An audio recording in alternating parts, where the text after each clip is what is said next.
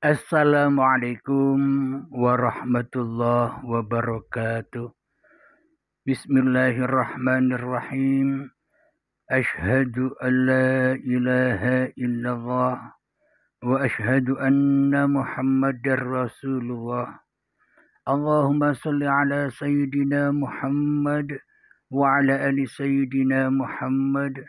Rabbis shrah sadri wa yassir li amri. Wahlul 'uqdatam min lisani yafqahu qawli. Amin. Bismillahirrahmanirrahim. Salam hormatku, salam ta'zimku selalu buat para sahabat-sahabatku, baik yang ada di dalam ataupun yang ada di luar negeri. Semoga kita semua senantiasa selalu di dalam lindungan Allah Subhanahu wa taala. Amin ya rabbal alamin. Alhamdulillahirabbil alamin. Di Ahad pagi yang indah ini kita akan mengkaji yaitu perbedaan mati secara Islam dan mati secara non-Islam atau mati secara kafir. Bagi manusia dan bagi kepahaman manusia yang dikatakan mati dalam keadaan Islam ataupun mati dalam keadaan kafir itu dipandang secara wujud manusianya. Jadi kepahaman mati Islam ataupun mati kafir itu dalam sudut pandang kepahaman manusianya. Bila orang agama Islam matinya ya dirawat secara Islam. Bagi orang yang non-Islam matinya pun dirawat seperti layaknya agama apa yang diikutinya. Secara kemanusiaannya begitu. Akan tetapi di sisi Allah yang dikatakan mati secara Islam dan mati secara kafir itu yang bagaimana? Jadi menurut Allah kematian itu sudah terjadi saat ini. Jadi ketika manusianya masih hidup, bila di dalam dadanya tak ada iman, walaupun sebiji darah kepada Tuhannya, bahwa Allah ditiadakannya, Allah diadamkannya, Allah digoibkannya di dalam dadanya, yang wujud hanya manusianya, yang nyata hanya manusianya, yang berkuasa hanya manusianya, yang maha pencipta hanya manusianya, yang merasa bisa menciptakan apapun yang diusahakannya.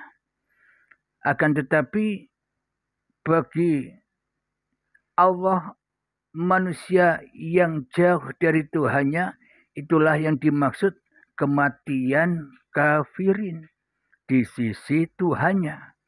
Karena hatinya tidak berserah diri kepada Tuhannya, akan tetapi apa yang diperbuatnya di dalam kehidupan ini seluruhnya bergantung, seluruhnya disandarkan, seluruhnya dikembalikan kepada daya upaya manusianya.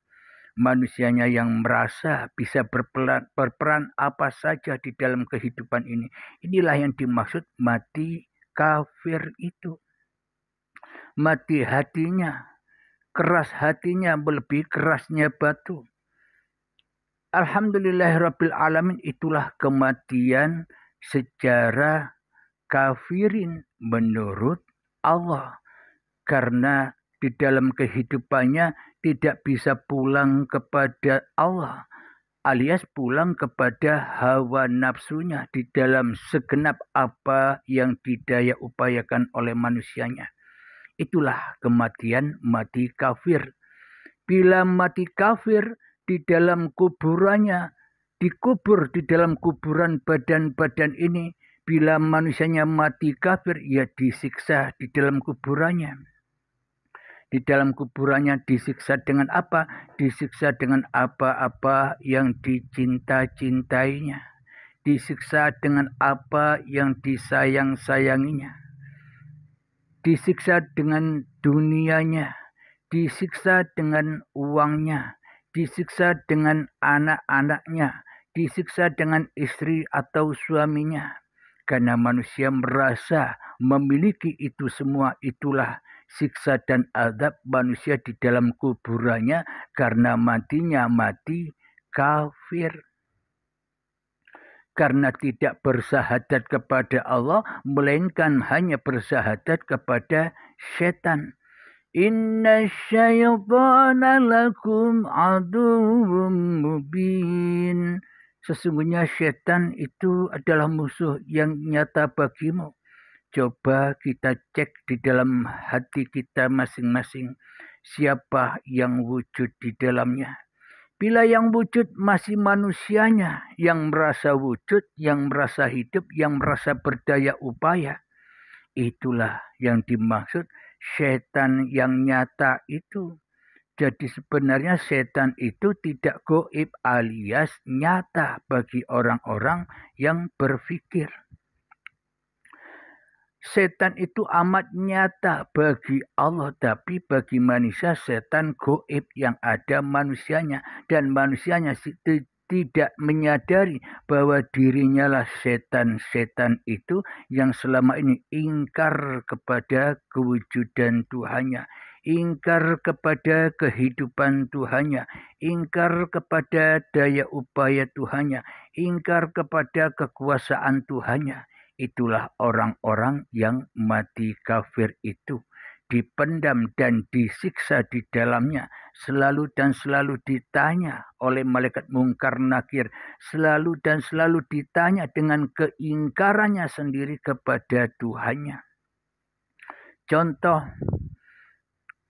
Di dalam hatiku yang nyata, yang wujud, yang hidup hanyalah Abdul Halim. Jadi setiap saat, setiap waktu Abdul Halim ini selalu dan selalu ditanya oleh mungkar nakir. Ketika saya lagi berkata, ditanya, wahai Halim, marrabbuka? Karena di dalam dadaku yang wujud Abdul Halim, berarti yang bicara seperti ini ya Abdul Halim. Dan aku takkan pernah bisa menyaksikan bahwa hanya Allah yang maha berkalam. Allahu Rabbi. Kenapa? Karena Abdul Halim tidak menyembah Tuhannya. Tidak kembali kepada Tuhannya alias Abdul Halim hanya kembali kepada Abdul Halimnya sendiri di dalam dadanya. Yang merasa bisa berkata-kata. Yang merasa bisa melihat-lihat. Yang merasa bisa mendengar-dengar. Yang merasa bisa merasa-rasa. Yang merasa bisa berpikir dan sebagainya. Itulah tanda-tanda orang yang mati kafir dan dikubur secara kafir, ya diazab di dalam kuburan badan-badan ini Abdul Halim. Diazab dengan apa? Diazab dengan kesombongan Abdul Halimnya. Diazab dengan perkara-perkara apa yang dicinta-cintai oleh Abdul Halimnya. Karena Abdul Halim tidak bisa menjawab marrabbuka. Karena di dalam dada Abdul Halim, Robbi hanyalah Abdul Halim yang ada. Robbi hanyalah Abdul Halim yang wujud. Robbi hanyalah Abdul Halim yang berkuasa atas segala apa yang dikerjakan oleh Abdul Halimnya. Inilah mati kafir itu. Dikubur secara kafir, yakni diazab oleh Allah. Kenapa? Karena Abdul Halim telah memisahkan dirinya dari Tuhannya di alam barzah, di alam penantian. Kehidupan ini selalu dipanas-panasi oleh hatinya. Yang dikatakan matahari sejengkal di alam barzah itu, di dalam kehidupan inilah ketika manusia masih terpisah, terhijab, terpenjara dari Tuhannya. Sehingga itulah yang dikatakan alam barzah yang mana penantian manusia itu diazab di dalamnya seperti matahari itu sejengkal dari kepalanya. kadang keringatnya selutut karena saking panasnya, kadang keringatnya sepusat, seudel kata orang Jawa, kadang keringatnya sebahu, dan kadang keringatnya menenggelamkan dirinya sendiri. Apa maknanya urusan-urusan dunia di dalam hati Abdul Halim ini betapa merepotkan dan betapa menakut-nakutinya karena takut ditinggal apa yang dicintainya, yakni dunia.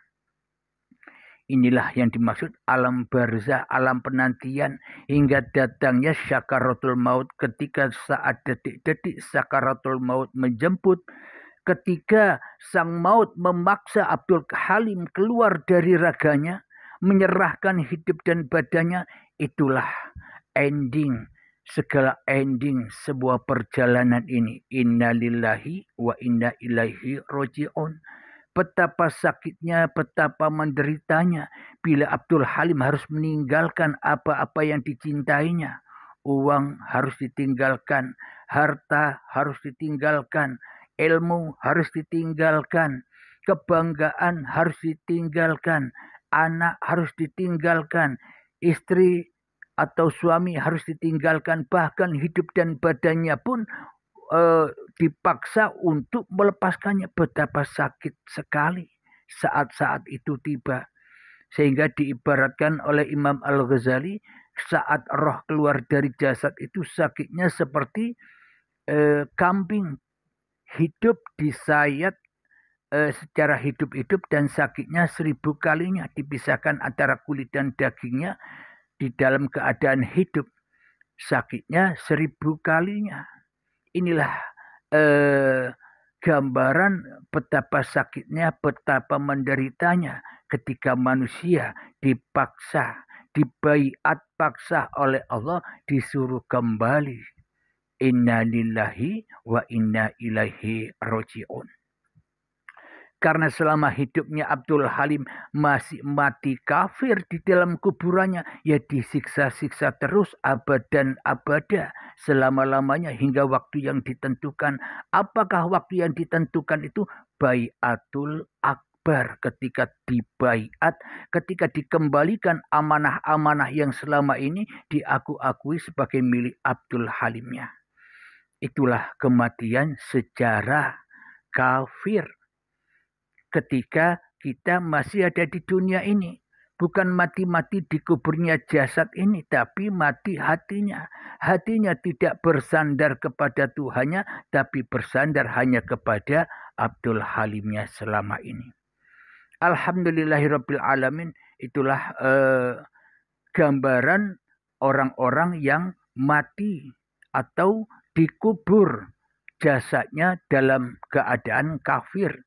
Maknanya jasadnya dikubur dalam keadaan kafir itu, jasad dan hidup ini masih diakui sebagai hidup, dan badan atau jasad manusianya itulah jasad-jasad yang dikubur secara kafirin, secara ingkar kepada Tuhannya. Marilah kita buka di dalam surat As-Sajdah ayat yang ke-18.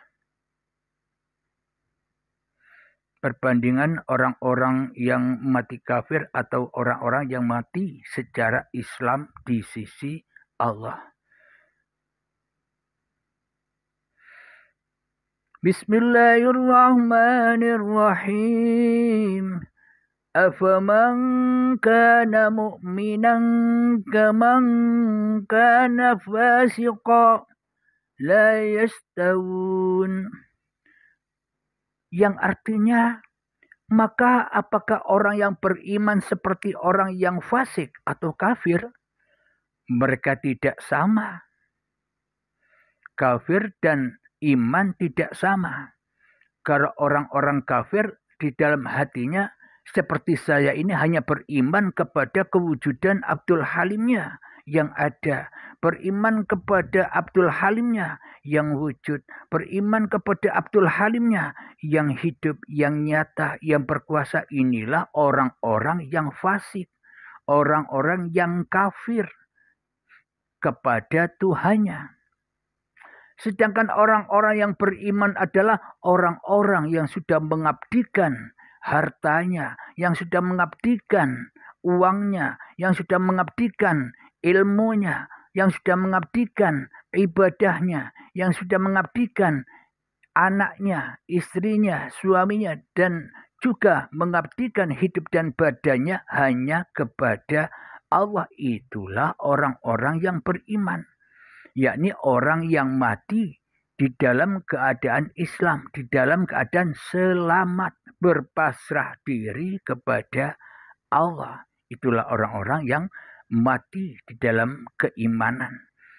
Hidup di dalam mati. Jadi manusianya seolah-olah hidup padahal manusianya mati di dalam hidupnya Allah sendiri. Lanjut ayat yang ke-19 dari surat As-Sajdah. وَأَمَّا الَّذِينَ آمَنُوا وَعَمِلُوا الصَّالِحَاتِ فَلَهُمْ جَنَّاتُ الْمَأْوَى نُزُلًا بِمَا كَانُوا يَعْمَلُونَ. Yang artinya, adapun orang-orang yang beriman dan mengerjakan kebajikan, maka mereka akan mendapatkan surga-surga tempat kediamannya sebagai pahala atas apa yang telah mereka kerjakan. Alhamdulillahirabbil alamin. Adapun orang-orang yang beriman itu dan mengerjakan kebajikan, hanya orang-orang yang beriman saja yang bisa mengerjakan kebajikan. Hanya orang-orang yang beriman saja yang bisa mengerjakan amal kebaikan. Di sisi Allah, kebajikan dan kebaikan ini di sisi Allah, bukan kebaikan dan kebajikan di sisi manusia.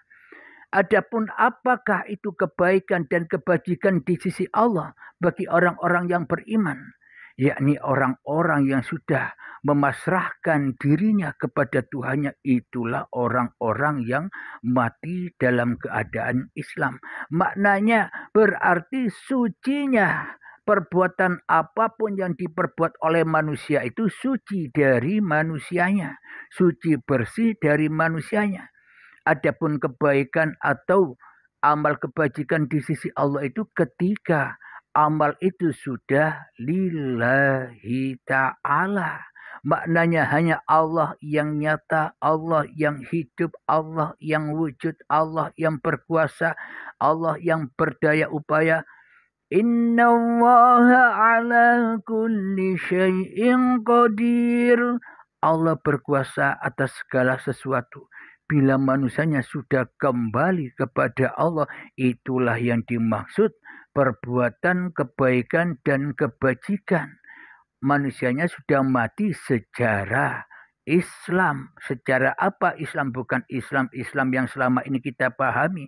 Secara Islam itu secara berserah diri kepada yang ada hanya Allah. Berserah diri bahwa yang wujud hanya Allah. Berserah diri bahwa yang hidup, yang berkuasa, yang berdaya upaya hanyalah Allah. Itulah yang dimaksud pahala, dan itulah yang dimaksud surga-surga tempat kediamannya. Apakah itu? Hati yang enjoy, hati yang tenang, hati yang gembira, hati yang bahagia menjalani kehidupan ini karena sudah tidak takut dengan apa-apa lagi. Innal awliya'a la khawfun 'alaihim wa lahum yahzanun. Para kekasih Allah itu tiada rasa takut dan bersedih hatinya. Kenapa? Karena semuanya sudah dipelihara, dicukupi, dijaga, dikasih sayangi oleh Allah itu sendiri yang ada. Allah itu sendiri yang wujud. Allah itu sendiri yang hidup. Maka itulah yang dimaksud surga-surga tempat kediaman orang-orang yang sudah berserah diri. Inilah yang dimaksud mati di dalam keadaan Islam. Jadi mati raga keadaan ia memeluk agama Islam, mati keadaan raga baik ia memeluk agama yang selain non-Islam, itu sama saja di sisi Allah bila matinya mati raganya. Kenapa? Kalau sudah mati raganya dari tanah kembali kepada tanah, inna lillahi wa inna ilaihi roji'un. Selesai sudah urusan-urusannya karena sudah dikembalikan kepada Tuhannya. Maka ketika belum datang kematian raganya, maka manusianya sudah mati dulu. Baik mati dalam keadaan Islam ataupun mati dalam keadaan kafir. Hatinya yang lillah ataupun hatinya yang linas. Maka mendapatkan pahala dan surga selama-lamanya, abadan abadah, hingga waktu yang ditentukan selama-lamanya.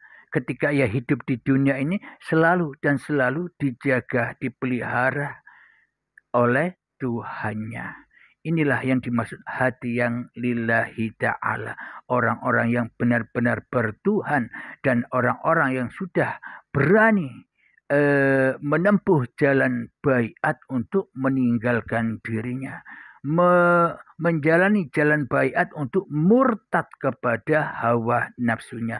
Bila kita tidak berani meninggalkan diri manusia kita, sampai kapanpun kita tetap mati di dalam keadaan su'ul khotimah atau dalam keadaan kafirin, karena kita hanya bersandar kepada kemampuan diri manusia kita sendiri selama ini. Kita lanjutkan di dalam surat As-Sajdah ayat yang ke-20.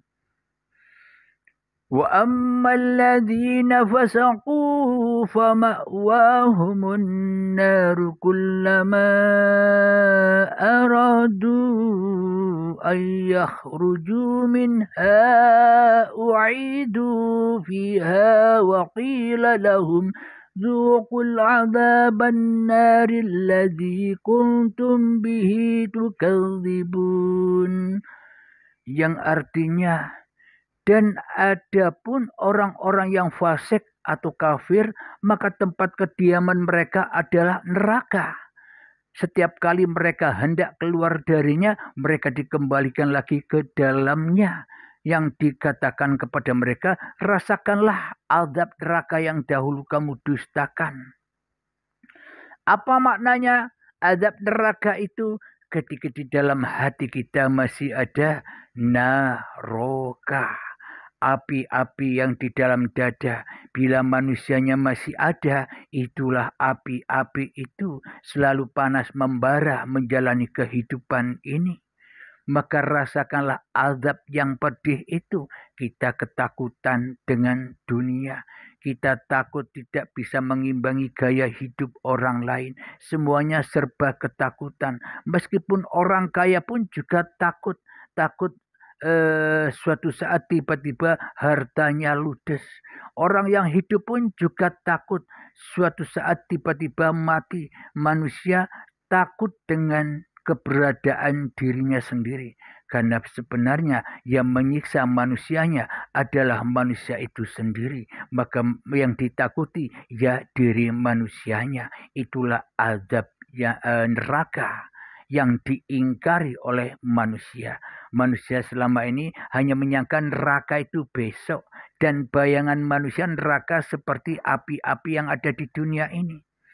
Neraka bayangan manusia, akan tetapi hakikat neraka yang sebenar-benarnya neraka bila manusianya mati kafir, mati su'ul khotimah, bersandarnya hati kepada diri manusianya sendiri.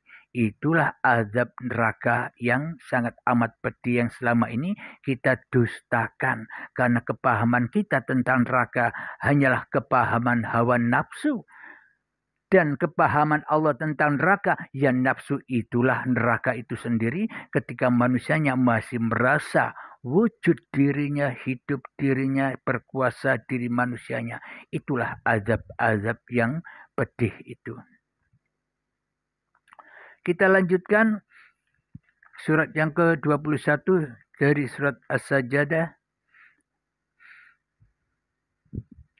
وَلَنُذِيقَنَّهُم مِّنَ الْعَذَابِ الْأَدْنَىٰ دُونَ الْعَذَابِ الْأَكْبَرِ لَعَلَّهُمْ يَرْجِعُونَ.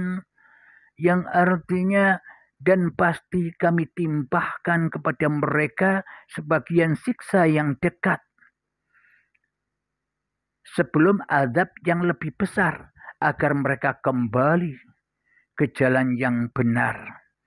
Jadi selama ini kita sudah diazab ketika manusianya masih merasa dirinya yang paling ada daripada Allah. Allahnya dikatakan goib. Allahnya ditiadakan. Allahnya tidak dihadirkannya di dalam hatinya, kecuali yang dihadirkan selama ini hanyalah dirinya sendiri, kewujudan manusianya yang selalu hadir, nama manusianya yang selalu hadir di dalam hati ini. Inilah azab-azab atau siksa di dalam kuburan ini, dan kelak akan mendapatkan siksa yang lebih dahsyat lagi di akhirat. Kapankah itu? Ketika manusianya sudah kedatangan Baiatul Akbar, baiat paksa, dipaksa kembali kepada Allah. Dengan dipaksa itulah sakitnya betapa dahsyatnya. Itulah yang dimaksud azab yang lebih besar di akhirat, agar mereka kembali ke jalan yang benar. Setelah diazab yang begitu pedihnya, setelah itu roji'un, dikembalikan kepada kebenaran, yakni kembali kepada Allah ketika manusianya sudah tak berlaku lagi. Ayat selanjutnya, ayat yang ke-22. وَمَنْ أَظْلَمُ مِمَّنْ ذُكِّرَ بِآيَاتِ رَبِّهِ ثُمَّ أَعْرَضَ عَنْهَا إِنَّا مِنَ الْمُجْرِمِينَ مُنْتَقِمُونَ. Yang artinya, dan siapakah yang lebih zalim daripada orang yang telah diperingatkan dengan ayat-ayat Tuhannya, kemudian dia berpaling darinya. Sungguh kami akan memberikan balasan kepada orang-orang yang berdosa. Jadi siapakah orang-orang yang berdosa itu? Orang-orang yang berpaling dari ayat-ayat Allah. Kenapa? Karena mereka menganggap Allah gaib, jadi ayat-ayatnya pun juga gaib. Yang wujud bagi diri saya, di hati saya, Abdul Halim berarti semua yang kulakukan, apapun aktivitas yang kukerjakan, semuanya ayat-ayatnya Abdul Halim yang ada, bukan ayat Allah. Inilah orang-orang seperti Abdul Halim ini yang ingkar dan orang-orang yang berpaling dari ayat-ayat Allah. Maka Allah sungguh akan kami berikan balasan kepada orang-orang yang berdosa. Jadi dosa itu, siksa itu, azab kubur, azab neraka itu bila Abdul Halimnya masih merasa menjadi penguasa di dalam dadanya, itulah lembah-lembahnya dosa. Apapun yang dikerjakan oleh Abdul Halim, meskipun kelihatan orang Abdul Halim sholat, ibadah, berzikir dan sebagainya, namun bagi Allah Abdul Halim ini tidak beribadah, tapi kena dosa dan kena azab dari apa yang merasa Abdul Halim lakukan sendiri tanpa Tuhan. Inilah yang dimaksud berdosa itu. Jadi jelaslah kematian secara Islam dan kematian secara kafir di sisi Allah, bukan kematian yang dipahami oleh manusia. Kita buka lagi surat Al-Ghafir, surat Ghafir ayat yang ke-45. Bismillahirrahmanirrahim. فَوَقَاهُ اللَّهُ سَيِّئَاتِ مَا مَكَرُوا وَحَاقَ بِآلِ فِرْعَوْنَ سُوءُ الْعَذَابِ. Yang artinya, maka Allah memeliharanya dari kejahatan tipu daya mereka. Sedangkan Fir'aun beserta kaumnya dikepung oleh azab yang sangat buruk. Apa maknanya? Maka Allah memeliharanya dari kejahatan tipu daya mereka. yakni Allah memelihara orang-orang yang beriman, Allah memelihara hati-hati, jiwa-jiwa, nyawa-nyawa, roh-roh orang-orang yang sudah mengembalikan dirinya kepada Tuhannya dari tipu daya hawa nafsunya. Jadi sedangkan Fir'aun beserta kaumnya dikepung oleh azab yang sangat buruk. Sedangkan Fir'aun itu lambang siapa? Fir'aun itu lambang sanepan Abdul Halim. Inilah Fir'aun. Fir'aun itu bersama pengikutnya. Ketika Abdul Halimnya merasa ada seolah-olah tangan, bergeraknya kaki, bergeraknya hati, bergeraknya rasa, bergeraknya pikiran.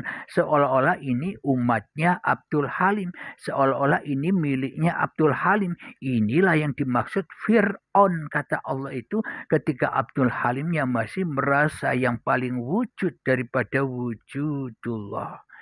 Inilah yang dimaksud azab atau dikepung dengan azab yang sangat buruk. Abdul Halim dikepung dengan apa? Abdul Halim dikepung dengan af'al-af'alnya. Abdul Halim dikepung dengan daya upayanya. Abdul Halim dikepung dengan aktivitas-aktivitasnya. Sehingga daya upaya dan aktivitas yang seolah-olah dilakukan oleh Abdul Halim teraku-akui ini milik Abdul Halimnya. Inilah yang dimaksud. Sedangkan Fir'aun beserta kaumnya dikepung oleh azab yang sangat buruk. Maka terazablah Abdul Halim. Bila Abdul Halim masih merasa dirinya yang berkuasa atas hidup dan badan ini. Ayat yang selanjutnya yang ke-46 dari surat Ghafir. النار يعرضون عليها غدوا وعشيا ويوم تقوم الساعة أدخلوا آل فرعون أشد العذاب, yang artinya kepada mereka diperlihatkan neraka pada pagi dan petang, dan pada hari terjadinya kiamat, lalu kepada mereka diperintahkan, masuklah Fir'aun dan kaumnya ke dalam azab yang sangat keras. Inilah tanda bukti bahwa surga, bahwa neraka itu terjadinya bukan nanti, tapi sekarang. Bagi Allah, kalau bagi manusia besok. Goib. Kenapa? Karena manusianya yang ada. Jadi goib semua, tidak ada semua. Manusia hanya menerka-nerka dengan apa yang diprasangkakannya. Kepada mereka diperlihatkan neraka pada pagi dan petang. Inilah tanda-tanda yang jelas bahwa adanya neraka, bahwa adanya surga, adanya saat pagi dan petang. Maknanya atau artinya apa? Surga dan neraka itu ada ketika manusianya masih ada. Bila manusianya sudah tidak ada lagi, ya tidak ada juga surga dan neraka itu. Yang ada hanya Allah. Alhamdulillahirrabbilalamin. Semoga saya khususnya dan semoga kita semua senantiasa dipahamkan oleh Allah lewat kajian-kajian Uripe Allah ini. Dan semoga kita semua selalu mendapatkan perlindungan, mendapatkan jalan petunjuk untuk kembali kepada Allah. Amin, amin ya rabbal alamin. Sebelum kita akhiri, marilah kita kemakan salawat dari min daf'ul bala. اللهم صل على سيدنا محمد وأسغل ظالمين بظالمين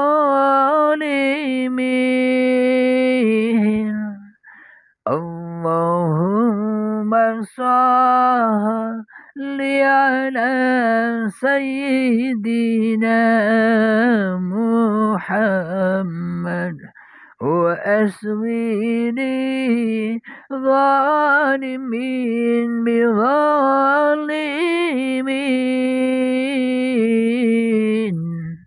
وأخرجنا من بينهم سالمين وعلى آله وصحبه أجمعين. بسم الله الرحمن الرحيم. اللهم صل على سيدنا محمد وعلى آل سيدنا محمد.